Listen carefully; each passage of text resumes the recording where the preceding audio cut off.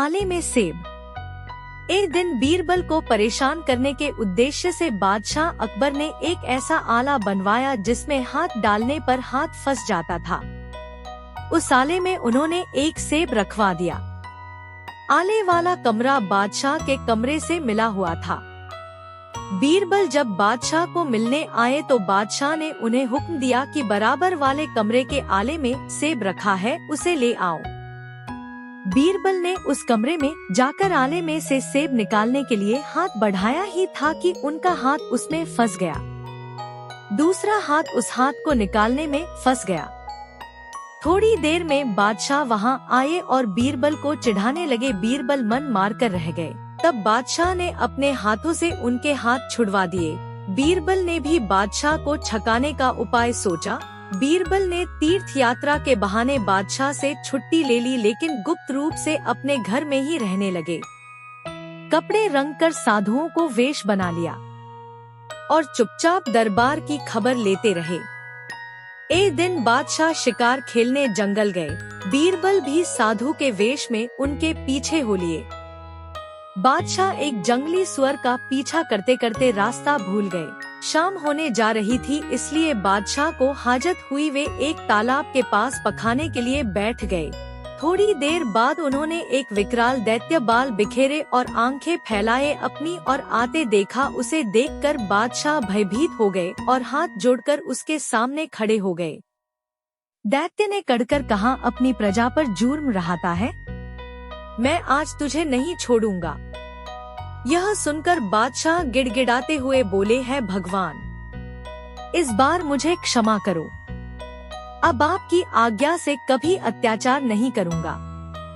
तब दैत्य ने कहा, अच्छा माफ किया, अब अत्याचार मत करना।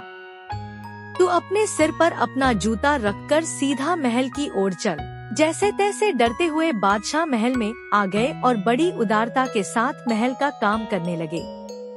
लेकिन उस दैत्य की याद वे अपने मन से न भुला सके। उन्हीं दिनों बादशाह ने सुना कि बीरबल तीर्थ यात्रा से लौट आए हैं, तो उन्होंने एक नौकर द्वारा उन्हें बुलावा भेजा। बीरबल जब सभाभवन में पहुँचे तो सभी दरबारी उपस्थित थे। हालचाल पूछने के बाद बादशाह ने फिर वही बात कही, क्यों बीरबल आले का सेब? दरबारी कुछ न समझ सके। तभी बीरबल बोले, और वह देव। यह सुनकर बादशाह लज्जित होकर चुप हो गए। उन्होंने फिर बीरबल को कभी नहीं चिढ़ाया। बादशाह को उस दैत्य का रहस्य और बीरबल की चालाकी मालूम हो गई थी। चोर की दाढ़ी में तिनका, बीरबल के चतुराई। चोर की दाढ़ी में तिनका हिंदी का बहुत ही प्रसिद्ध मुहावरा है। इसका शाब्दिक अर्थ होता हो, दोषी व्यक्ति कुछ न कुछ सबूत छोड़ देता है। इस मुहावरे का प्रयोग सदियों से किया जा रहा है। हमने चोर की दाढ़ी में तिनका मुहावरे पर कई कहानियाँ पढ़ी और सुनी हैं। हम इसी पर आधारित अकबर बीरबल की कहानी बतलाने जा रहे हैं। यह सभी जानते हैं कि अकबर के दरबार में बीरबल सबसे बुद्धिमान दरबारी थे। जब भी बादशाह अकबर किसी मुसीबत में फंसते थे, तब बीरबल की सहायता से उस मुसीबत से बाहर आ जाते थे। एक बार अकबर ने बीरबल को परेशान करने की सोची। अकबर ने अपनी रत्नजड़ित अंगूठी छुपाने के लिए एक दरबारी को दे दी और उसे समझाइश दी कि इस बारे में किसी से कुछ ना कहे। दरबारी ने वैसा ही किया। जब बीरबल अकबर से मिलने पहुँचे तब अकबर ने कहा, बीरबल, आज हमारी प्रिय रत्नजड़ित अंगूठी किसी ने चोरी कर ली है। रात्रि में जब हम सोने जा रहे थे तब हमने अंगूठी रख दी थे और जब सुबह उठे तब अंगूठी हमें नहीं मिली। तुम तो ज्योतिष के बड़े विद्वान हो, तुम ही इसका पता लगाओ। बीरबल ने जवाब दिया, बादशाह, महल के अंदर सिर्फ आपके दरबारी और प्रहरी ही रहते हैं। इन्हीं में से किसी ने अंगूठी चुराई है। सबसे पहले आप मुझे वह स्थान दिखाएं जहां आपने अंगूठी रखी थी। बादशाह अकबर ने एक अलमारी की तरफ इशारा किया। बीरबल अलमारी के पास गए और ज्योतिष संबंधी गुना भाग करने लगे। इसके बाद अलमारी में कान लगाकर कुछ फुसफुसाने लगे। सभी को लगा कि बीरबल अलमारी से कुछ पूछ रहे हैं। कुछ देर बाद बीरबल अकबर से बोले, बादशाह, मेरे ज्योतिष के अनुसार अलमारी साफ संकेत दे रही है कि जिस व्यक्ति ने आपकी अंगूठी चुराई है उस चोर की दाढ़ी में तिनका है।